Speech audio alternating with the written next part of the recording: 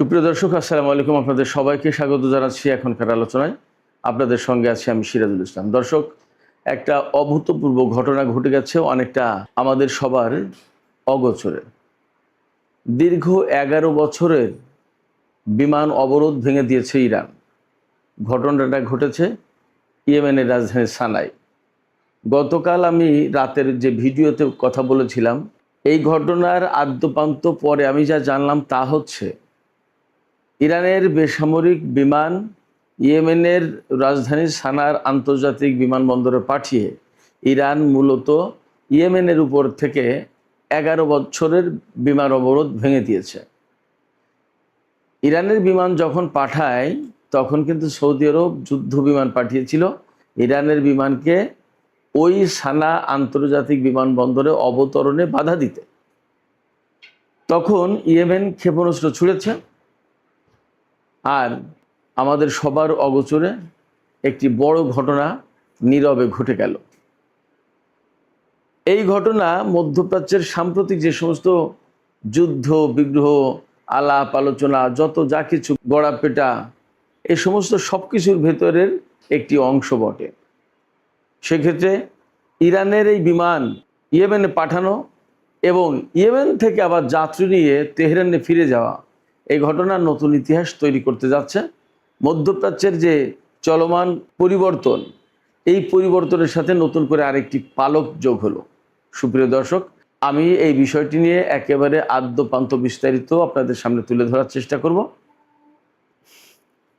কবে ইয়েমেনের উপর সৌদি জোট অবরোধ আরোপ করেছিল, আকাশ অবরোধ, স্থল অবরোধ, সমুদ্র অবরোধ, এবং কিভাবে সেগুলো ভাঙছে, সেগুলোর কি পরিস্থিতি, এবং আসলে এই যে বর্তমানে চলমান পরিবর্তনের ধারা, এই পরিবর্তনের ধারায় সেগুলো কোথায় গিয়ে শেষ হতে পারে, এর বিস্তারিত বর্ণনা এবং বিশ্লেষণ করার চেষ্টা করব।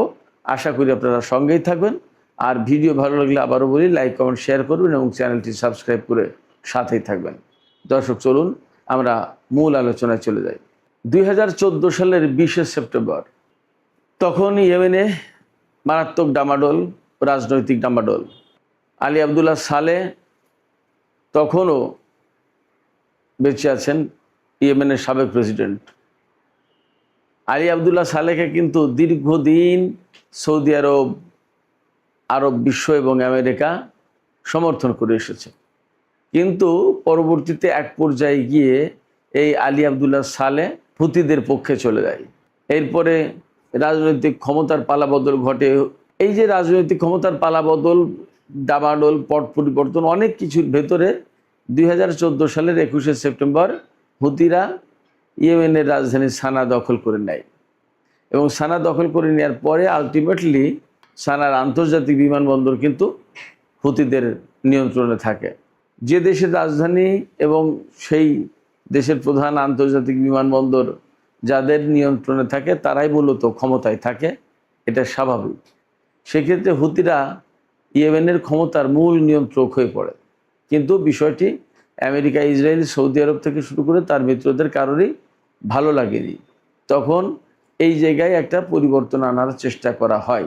সেই পরিবর্তনটা কি? সেই পরিবর্তনটা হচ্ছে যে ইয়েমেনের বিরুদ্ধে একটা জোট পাকিয়ে যুদ্ধ শুরু করা।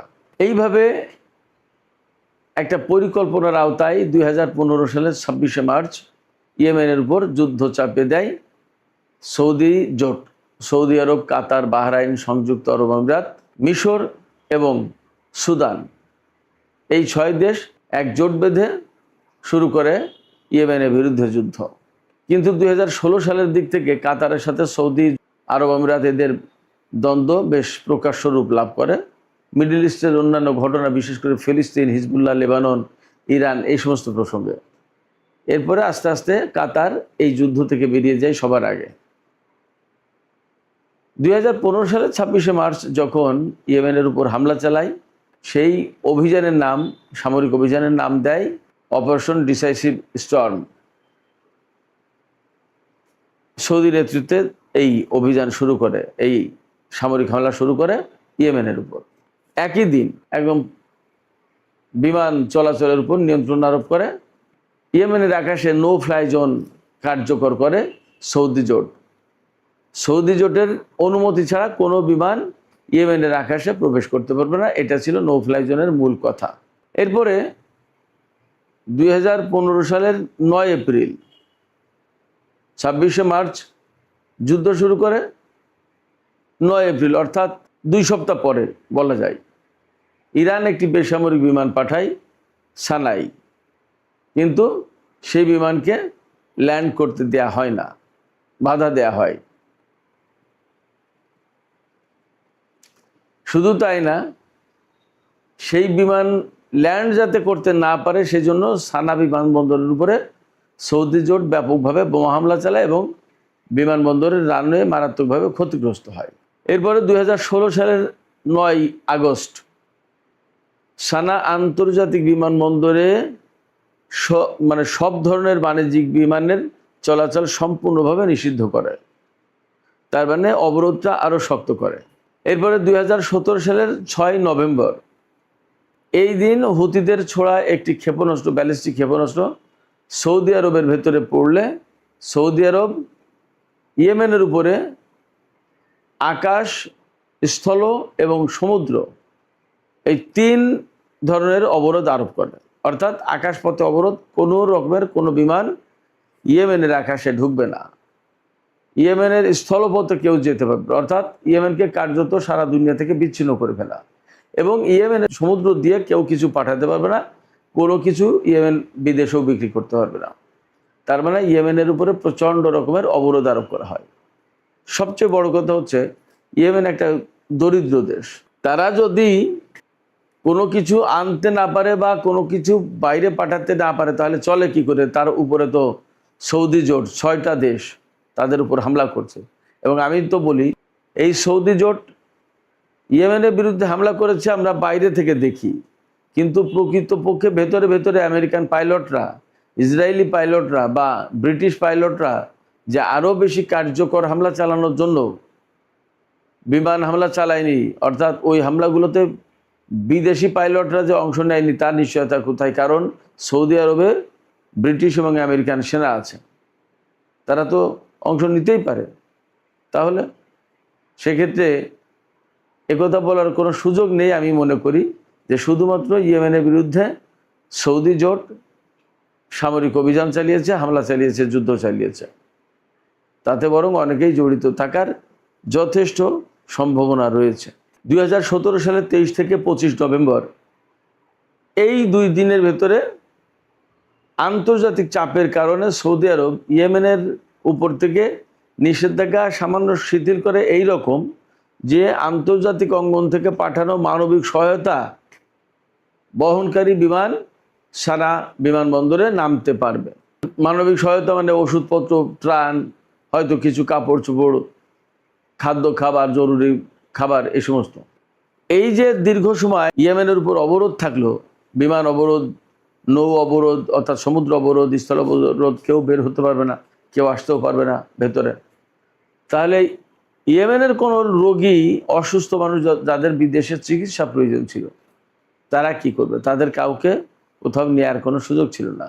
এবং সৌদি আরব ইয়েমেনের উপর এত বেশি হামলা চালিয়েছিল সৌদি জোট যে ইয়েমেনের ক্লিনিক, হাসপাতাল, বীমা প্রতিষ্ঠান একেবারে সব ধ্বংস হয়ে গিয়েছিল, ব্যাপকভাবে ক্ষতিগ্রস্ত হয়েছিল। এটা নিয়ে প্রচুর রিপোর্ট হয়েছে তখন। এই অবস্থায় 2020 সালের 3 ফেব্রুয়ারি প্রথমবারের মতো মানবিক মার্সি ফ্লাইট ইয়েমেন থেকে জর্ডানে যায়। তাতে অনেক অসুস্থ রোগী নিয়ে চিকিৎসার জন্য তাদেরকে নেওয়া হয় জর্ডানে, সানা থেকে জর্ডানে নেওয়া হয়। এটা হলো মার্সি ফ্লাইট, করুণা ফ্লাইট, করুণা দেখানো, দয়া করে এদেরকে বিমান চালাতে দেওয়া হয়েছে। 2021 সালের ডিসেম্বর মাসে জাতিসংঘের মধ্যস্থতায় ইয়েমেনের সাথে সৌদি আরবের যুদ্ধবিরতি হয়। এই যুদ্ধবিরতির পর ইয়েমেনের আকাশের উপরে কিন্তু সেই নিষেধাজ্ঞা বহাল ছিল। এই নিষেধাজ্ঞা কিন্তু সৌদি আরব তুলে নেয়নি। এখনও সমুদ্র এবং স্থলপথে নিষেধাজ্ঞা ওইভাবে কার্যকর রেখেছে। এর ভিতরে 2025 সালের মে মাসে ইসরায়েল, অর্থাৎ গত বছরের মে মাসে ইসরায়েল ইয়েমেনের উপর ব্যাপক বিমান হামলা চালায় এবং সানা বিমানবন্দরের রানওয়ে আবার ব্যাপকভাবে ক্ষতিগ্রস্ত হয়, বিমান চলাচলের অনেকটা অনুপযোগী হয়ে পড়ে। তারপরে এই যে গতকাল 3 জুলাই 2026 এই তারিখে ইরান একটি বেসামরিক বিমান পাঠিয়েছিল ইয়েমেনের রাজধানী সানায়, তাতে অসুস্থ ব্যক্তিদের নেওয়া হয়েছে। এখন এই অসুস্থ ব্যক্তি যারা ইয়েমেনের, বলা হচ্ছে ইয়েমেনের নাগরিক, আসলে তারা কোথা থেকে তাদেরকে আনলো এটা পরিষ্কার না। তার যেখান থেকে আনুক, যেভাবেই আনুক, ইরানি বিমান সেখানে অসুস্থ আহত ইয়েমেনি নাগরিকদের নিয়ে গেছে। যাওয়ার পরে তাদের সেই বিমানকে বাধা দেওয়ার চেষ্টা করেছে সৌদি আরবের যুদ্ধ বিমান। তখন ইয়েমেনের সেনারা কয়েকটা ক্ষেপণাস্ত্র ছুড়লে সৌদি যুদ্ধ বিমানগুলো পালিয়ে যায়। তারপরে ইরানের বিমান সেখানে ল্যান্ড করে এবং ল্যান্ড করার পর অসুস্থ রোগীদেরকে ইয়েমেনে নামায়। তারপরে ইয়েমেন থেকে আবার বেশ কিছু লোকজন যারা ইরানের সর্বোচ্চ শহীদ নেতা আয়াতুল্লাহ আলী খামেনি তার জানাজায় যোগ দেওয়ার জন্য আসতে চান, তাদেরকে ইয়েমেনের রাজধানী সানা থেকে নিয়ে ইরানের বিমান ইরানে ফিরে যায়। এই হলো মোটামুটিভাবে ইয়েমেন এবং সৌদি আরবের ভেতরকার যুদ্ধ। ইয়েমেনের উপরে আকাশ নিষেধাজ্ঞা আরোপ, অর্থাৎ নো ফ্লাই জোন কার্যকর, এবং ইরানের পক্ষ থেকে সেটা ভেঙে দেয়া। এখন ইরান এবং ইয়েমেন আশা করছে, ইয়েমেনের পক্ষ থেকে একদম পরিষ্কার ঘোষণায় দেওয়া হয়েছে, এই যে ইরান নো ফ্লাই জোন কার্যকর যেটা ছিল সেটা ভেঙে দিল, এই ইরানের এই পদক্ষেপের পর এখন আমরা ইরানের সাথে নিয়মিত যোগাযোগ রাখবো, তা যাই হোক আর যেভাবেই হোক। অর্থাৎ সৌদি আরবকে এখন আর ইয়েমেন তোয়াক্কা করবে না। ইয়েমেনের মুখপাত্র ব্রিগেডিয়ার জেনারেল ইয়াহিয়া সারি তিনি কিন্তু পরিষ্কার করে বলেছেন যে এই অবরোধ যেটা ভেঙে দিল ইরান, সেটা আমরা বহাল রাখার চেষ্টা করব। আর সৌদি আরব যদি নতুন করে ইয়েমেনের আকাশসীমা লঙ্ঘন করার চেষ্টা করে, তাহলে আমরা সৌদি আরবের উপর হামলা করব। আমার কাছে যেটা মনে হচ্ছে এখন, সেটা হচ্ছে ইয়েমেনের প্রতিনিধি দলও ইরানে গেছে, সৌদি প্রতিনিধি দলও ইরানে গেছেন, এবং সৌদি প্রতিনিধি দল ইরানে যাওয়ার পর যখন সর্বোচ্চ নেতার প্রতি তারা শ্রদ্ধা জানিয়েছেন, তখন সেখানে কোরআন শরীফের এমন একটি আয়াত শোনানো হয়েছে সৌদি প্রতিনিধি দলকে, যেটা মূলত ইঙ্গিত করে যে সৌদি আরব এতদিন যে শত্রুদের সাথে, মুসলমানদের শত্রুদের সাথে বলা হচ্ছে যে বন্ধুত্ব করেছিল, সেই জায়গায় একটা সতর্কবাণী হিসেবে কাজ করবে পবিত্র কোরআন শরীফের এই আয়াত। এটা নিয়ে অনেক আলাপ আলোচনা হচ্ছে, এটা আপনারা হয়তো সবাই অনেকে শুনেছেন। যাই হোক, তো সৌদি প্রতিনিধি দল ইরানে গেছে, ইরানের সাথে স্বাভাবিকভাবে সম্পর্ক হবে, এবং এই রকম ঘোষণা দেওয়া হচ্ছে বা এরকম চিন্তা করছে সৌদি আরব যে সৌদি আরব এবং ইরান এখন থেকে বার্ষিক নানান ধরনের অনুষ্ঠান করবে। বার্ষিক বাণিজ্য মেলা হতে পারে, দ্বিপক্ষীয় সৌদি ইরান বাণিজ্য মেলা হতে পারে, সৌদি ইরান সাংস্কৃতিক মেলা হতে পারে, বুক ফেয়ার হতে পারে, নানা রকমের অনুষ্ঠান হতে পারে। এগুলো আস্তে আস্তে করবে। তার মানে হচ্ছে সৌদি আরব ইরানের সাথে সম্পর্ক ঘনিষ্ঠ করবে। এবং আমরা গতকালকে কিন্তু আর একটা কথা বলেছিলাম যে সৌদি আরব 5টি সেকেন্ড হ্যান্ড বোয়িং বিমান দিয়েছে ইরানকে। এই বিমানটা পাওয়াও কিন্তু ইরানের জন্য নিষিদ্ধ। আন্তর্জাতিক অঙ্গন থেকে ইরান এই ধরনের বিমান পেতে পারে না। তো সৌদি আরব দিয়েছে, তার মানে দাঁড়াচ্ছে সৌদি আরব ইরানের সাথে সম্পর্ককে এখন বিশেষভাবে মূল্য দিচ্ছে, মূল্যায়ন করছে। পরিবর্তিত পরিস্থিতির কারণেই মূলত হচ্ছে। তাই এই প্রেক্ষাপটে ইরান যেহেতু একেবারে সর্বান্তকরণে ইয়েমেনকে সাপোর্ট করে, এবং ইয়েমেনের বলা যে হয় যে আঞ্চলিক প্রক্সি ফোর্স, সেই আঞ্চলিক প্রক্সি ফোর্স যদি আমরা বলি তাহলে তো ইয়েমেনও তার ভিতরে একটা। তো সেই আঞ্চলিক প্রক্সি ফোর্স ইরানের ইয়েমেন, সেই ইরানের সাথে যখন সৌদি আরবের সম্পর্ক হয়, তখন আলটিমেটলি ইরান নিশ্চয়ই সৌদি আরবের সাথে ইয়েমেনের একটা মধ্যস্থতা করে দেবে এবং সম্পর্ক স্বাভাবিক হবে। কারণ ইয়েমেন আর সৌদি আরব তো একেবারে পাশাপাশি প্রতিবেশী দেশ। ফলে আশা করা যাচ্ছে এই যে পরিবর্তন, ইরান যুদ্ধের ভেতর দিয়ে যে পরিবর্তনের ধারা সূচিত হয়েছে, এই ধারা ক্রমেই সামনে এগিয়ে যাবে এবং মধ্যপ্রাচ্যের অনেক সংকট কেটে যাবে। দ্বন্দ্ব, সংঘাত, সংশয়, অবিশ্বাস, অনাস্থা, এগুলো সব কেটে যাবে এবং এক পর্যায়ে এমন হবে যে প্রতিবেশী দেশগুলো, মধ্যপ্রাচ্যের দেশগুলো সবাই সবার সাথে আশা করা যায় মিলে যাবে, বন্ধুত্বের বন্ধনে আবদ্ধ হবে তখন বাইরের শক্তির আর এখানে হস্তক্ষেপ করার সুযোগ থাকবে না, প্রয়োজন হবে না। এবং এই দেশগুলো বলবে যে আমাদের প্রয়োজনে আমরা মিলে আছি, আমরা ভালো আছি, তোমরা যাও।